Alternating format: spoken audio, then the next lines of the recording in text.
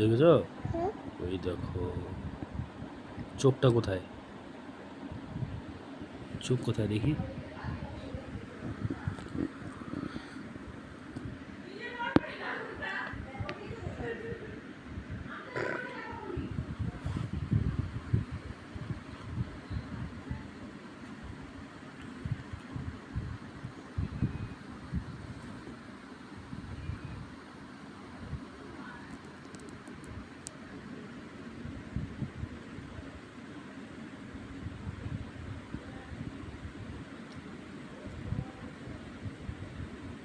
লম্বা কিন্তু এই